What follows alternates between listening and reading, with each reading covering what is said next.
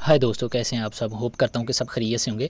तो आज की हमारी वीडियो रॉ के रिव्यू के लिए है। तो आज की वीडियो काफ़ी इंटरेस्टिंग और इंटरटेनिंग होने वाली है, क्योंकि आज की रॉ भी काफ़ी इंटरेस्टिंग और इंटरटेनिंग थी। WWE ने काफ़ी देर के बाद हमें कुछ अच्छी रॉ डिलीवर की है। तो चलें शुरू करते हैं। तो सबसे पहले शो की स्टार्टिंग होती है, हमारे ट्रैबल चीफ करते हैं, जो कि WWE की तरफ से पहले से अनाउंस किया गया था कि आज शो की स्टार्टिंग दी OTC यानी कि ट्रैबल चीफ करेंगे। और क्राउड काफ़ी पुरजोश और एक्टिव था। यूके का क्राउड काफ़ी लाउड एक्टिव क्राउड था। जैसे कि रोमन रेंस का म्यूज़िक हिट होता है तो रोमन रेंस रैपर आते हैं, तो क्राउड की तरफ से रोमन रेंस के लिए काफ़ी चैंट और काफ़ी चीयर्स थे। तो रोमन रेंस के लिए क्राउड काफ़ी एक्टिव और पुरजोश था। तो क्राउड रोमन रेंस के गाने गा रहा होता है, रोमन रेंस इस तरह करके ना। तो हम इस बात से अंदाज़ा लगा सकते हैं कि रोमन रेंस की स्टार पावर क्या है और अब रोमन रेंस कितना ओवर हैं फैंस में। एक वो भी वक्त था 2014 से लेके 2018 तक का, जबकि रोमन रेंस को चेज़ की जगह वो मिलती थी। और फिर एक वक्त आया जब रोमन रेंस ने 2020 में अपना रिटर्न किया एट समर स्लैम। तो Roman Reigns totally change character के साथ रिंग में अपना रिटर्न किया। और 2020 से 2025 तक रोमन रेंस ने क्राउड और फैन के नज़रियात को मुकम्मल तौर पर बदल दिया। और रोमन रेंस के लिए फैंस के चैंट्स बू से चेयर में बदल गए, पता ही नहीं चला।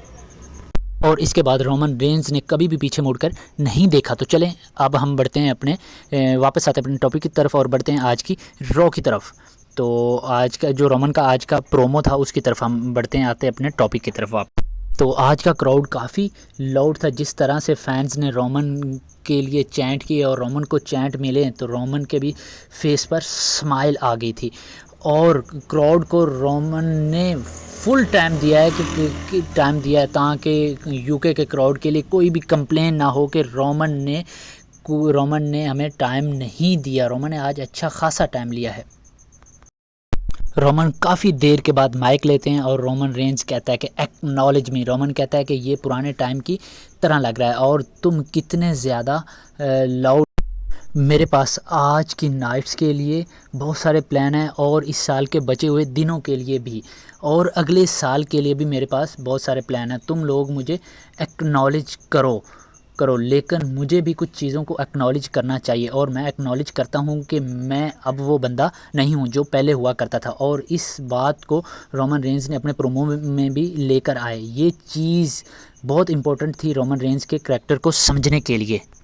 रोमन रेंस अपना प्रोमो कट कर रहे होते हैं कि क्राउड दोबारा रोमन रेंस के लिए चैंट करना शुरू कर देता है। रोमन रेंस क्राउड को रिलैक्स करते हैं और अपना प्रोमो कंटिन्यू करते हैं। रोमन रेंस कहते हैं कि मेरे पास वो सारी चीज़ें अब नहीं है जो पहले हुआ करती थी। मेरे पास ब्लड लाइन बोलते बोलते कहते हैं कि पहले जे ऊसो के बारे में बात करते हैं। रोमन रेंस कहता है कि कुछ लोग जे ऊसो के लिए खुश नहीं है कि जे ऊसो को इतने चैम्पियनशिप मैच क्यों मिलते हैं और ये बंदा चैम्पियन भी बन गया था और अब ये जे ऊसो को चैम्पियनशिप पिक्चर में डाल दिया है। रोमन रेंस कहता है कि अब भी कुछ लोग कहते हैं कि वो फैटल 4 वे मैच में क्यों है। तो जे ऊसो ने अपॉर्चुनिटी को अवेल किया है, स्कोर किया है और पिन फॉल के ज़रिए आया है।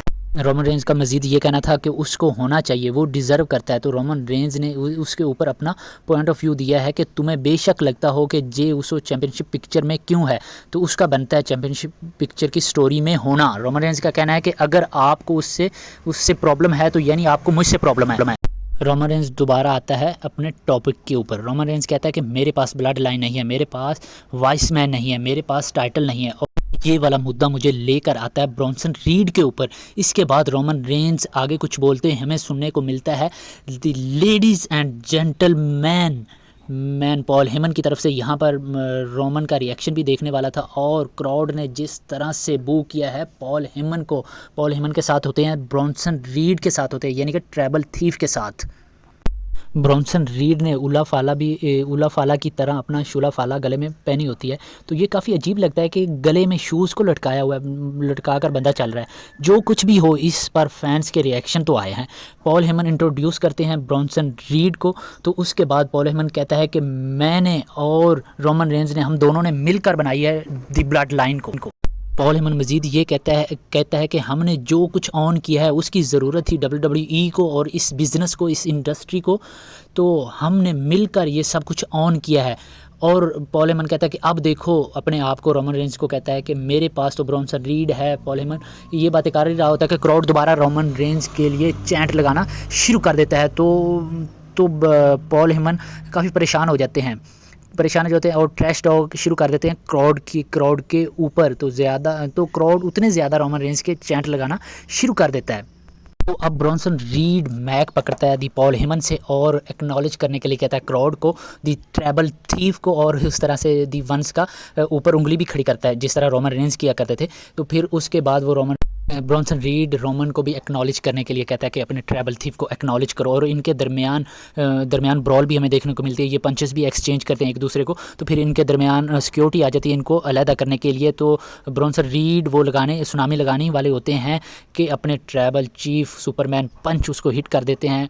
तो ये वाली ब्रॉल काफ़ी ज़्यादा थी, तो सिक्योरिटी इनको अलहदा करने की कोशिश करती है, लेकिन जो हमारे ट्रैबल चीफ होते हैं वो रिंग से बाहर निकलते हैं और फिर उनके ऊपर स्प्लैश लगा देते हैं सिक्योरिटी और ब्रॉन्सन रीड के ऊपर। इस तरह से इनका सेगमेंट जो है ख़त्म होता है। तो दोस्तों अब हम अपनी वीडियो को ख़त्म करते हैं, क्योंकि वीडियो पहले काफ़ी लंबी हो चुकी है। तो अभी रॉ के काफ़ी सारे मैचेस बाकी हैं, काफ़ी सेगमेंट बाकी हैं, तो उनके बारे में हम नेक्स्ट वीडियो में बात करेंगे। जिस तरह से CM पंक वगैरह, LA नाइट, और जो इनके दरमियान आज थोड़ी सी LA नाइट, CM पंक और जे उसो के दरमियान थोड़ी सी जो चीज़ें हुई हैं, वो भी जो हाईलाइट हुई हैं कि इनको आपस में कुछ परेशानियां हैं, तो वो भी हम बात करेंगे नेक्स्ट वीडियो में। Stay with us for the next video. अगर हमारी वीडियो अच्छी लगी हो तो लाइक करें, शेयर करें और सब्सक्राइब करें।